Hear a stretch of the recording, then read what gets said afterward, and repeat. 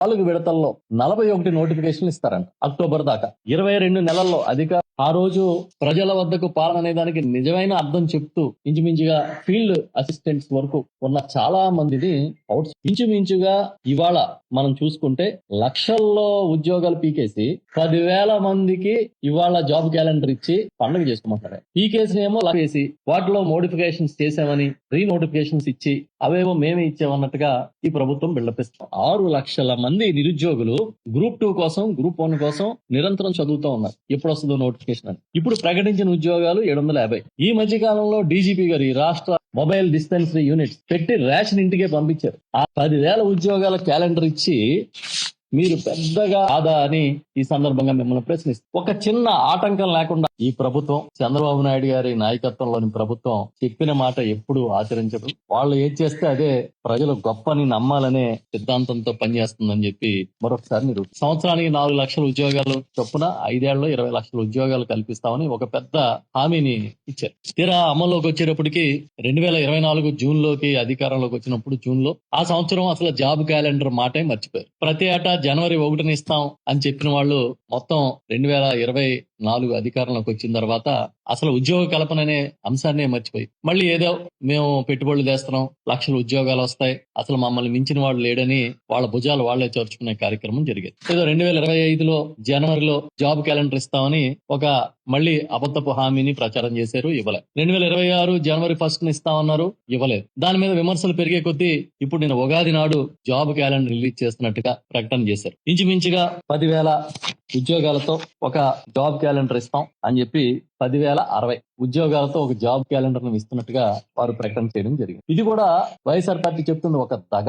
మీరిచ్చే ఈ job calendar ప్రకటన కూడా దగాయే, నిరుద్యోగుల్ని దగా చేస్తున్నారు అని చెప్తున్నాం. ఎందుకంటే మీరు చెప్పిన ప్రకారం 4 లక్షల ఉద్యోగాలకి ఇవ్వాలి. మీరు అధికారంలోకి వచ్చినప్పటి నుంచి లెక్కలు తీస్తే ఉన్న లక్షలాది మంది ఉద్యోగుల్ని పీకేశారు. వాటితో పోలిస్తే ఇవాళ మీరు ఇచ్చిన ఈ 10,060 ఉద్యోగాల నోటిఫికేషన్ నామమాత్రం.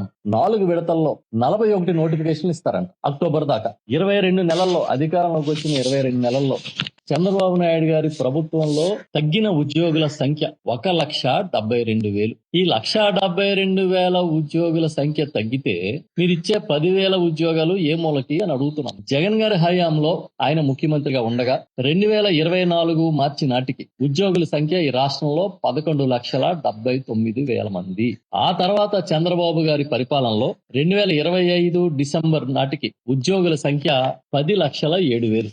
ఇది అసెంబ్లీ సాక్షిగా ఆర్థిక శాఖ విడుదల చేసిన ద్రవ్య విధాన పత్రంలోని అంకెలిది. ఆ రోజు ప్రజల వద్దకు పాలన అనే దానికి నిజమైన అర్థం చెప్తూ ఇంటికే ప్రజా సేవలు అందించాలి, పౌర సేవలు అందించాలని 2,66,000 మంది వాలంటీర్లను నియమిస్తే జగన్మోహన్ రెడ్డి గారు వాళ్ళందరి ఉద్యోగాలు కూడా చంద్రబాబు నాయుడు గారు వచ్చిన తర్వాత తన సహజ సిద్ధ ధోరణిలో తీసేశారు. ఇవి కాకుండా ఇంచుమించుగా ఈ అవుట్ సోర్సింగ్ ఉద్యోగుల్ని తీసేశారు, కాంట్రాక్ట్ ఎంప్లాయీస్ ని తీసేశారు, లిక్కర్ షాప్స్ లో ప్రభుత్వం నిర్వహించిన లిక్కర్ షాప్స్ లో ఎంప్లాయీస్ ని తీసి వీళ్లతో పాటు ఇంచుమించుగా మీరు చూస్తే గత ప్రభుత్వంలో అంటే జగన్మోహన్ రెడ్డి గారి హయాంలో ఉన్న ప్రభుత్వంలో 96,675 మంది అవుట్ సోర్సింగ్ ఎంప్లాయీస్ ఉన్నారు. ఇది గత ఏడాది డిసెంబర్ నాటికి అంటే 3 నెలల క్రితానికి 87,681 మందికి చేరింది. అంటే 9,000 మంది అవుట్ సోర్సింగ్ ఉద్యోగుల్ని నిర్దాక్షిణ్యంగా ఉద్యోగంలోంచి చంద్రబాబు నాయుడు ప్రభుత్వం తీసేసింది.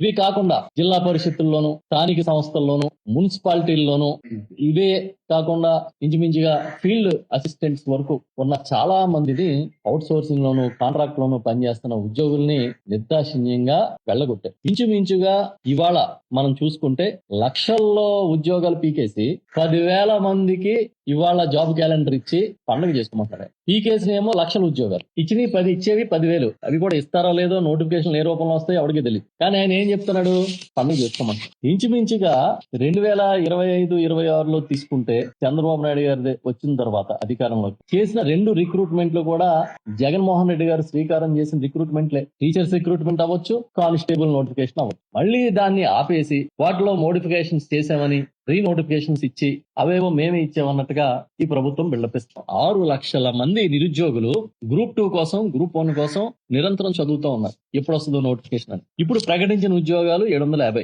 ఈ మధ్య కాలంలో డీజీపీ గారు, ఈ రాష్ట్ర పోలీసు బాస్, ఆయన చెప్పింది ఏంటంటే 11,000 పోలీసు ఉద్యోగాలను మేము భర్తీ చేస్తాం, ఈ ప్రభుత్వం భర్తీ చేయబోతోందని చెప్పారు. కానీ ఇచ్చిన నోటిఫికేషన్ 2,778 మాత్రమే. గత ప్రభుత్వంలో ఉమెన్ అండ్ చైల్డ్ వెల్ఫేర్ కింద ఆఫీసర్స్ 243 పోస్టులకి ఆర్థిక శాఖ అనుమతి ఇచ్చిన ఇప్పటిదాకా వాటి భర్తీకి చర్యలే తీసుకోలేదు. మీరు తీసేసిన ఉద్యోగాల్లో ఒక ఏపీ ఫైబర్ నెట్ లోని 2,000 మందిని పీకేశారు. దశాబ్దాలుగా జరుగుతున్న పథకంలో ఫీల్డ్ అసిస్టెంట్లుగా పనిచేస్తున్న వాళ్ళని 2,360 మందిని నిర్దాక్షిణ్యంగా తొలగించారు. ఇవి ప్రభుత్వ లెక్కలే నేను చెప్తున్నా. మొబైల్ డిస్పెన్సరీ యూనిట్స్ పెట్టి రేషన్ ఇంటికే పంపించారు. ఆ వ్యవస్థ మంగళం పాడేసి ఇంచుమించుగా 9,260 మందిని రోడ్డు ఎక్కించారు. వాళ్ళని పీకేశారు.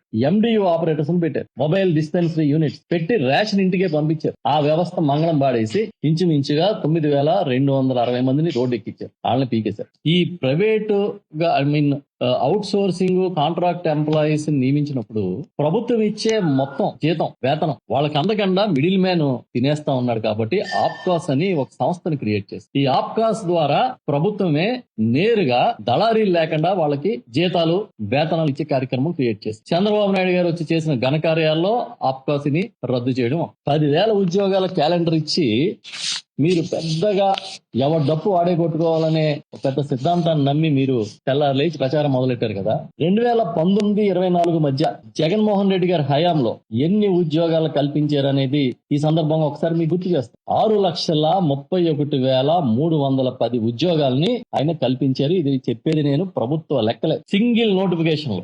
1,34,000 మందిని సచివాలయ ఉద్యోగులుగా, వారు నిరుద్యోగులు కలలో కూడా ఊహించని విధంగా అతి పెద్ద రిక్రూట్మెంట్ నోటిఫికేషన్ ఇచ్చి 6 నెలలు తిరగకుండా నియమించిన విషయం నిజమా కాదా అని ఈ సందర్భంగా మిమ్మల్ని ప్రశ్నిస్తాం. ఒక చిన్న ఆటంకం లేకుండా అత్యంత పారదర్శకంగా 1,34,000 ప్రభుత్వ ఉద్యోగులు ఒకే ఒక నోటిఫికేషన్ నియమించిన జగన్మోహన్ రెడ్డి గారి గొప్ప. ఇచ్చిన హామీని తొంగలోకి తొక్కి అధికారంలోకి వచ్చి 3వ సంవత్సరంలోకి అది అడుగు పెట్టాక 10,000 ఉద్యోగాలకి జాబ్ క్యాలెండర్ ఇవ్వడం గొప్ప అని నేను మిమ్మల్ని సూటిగా ప్రశ్నిస్తున్నా.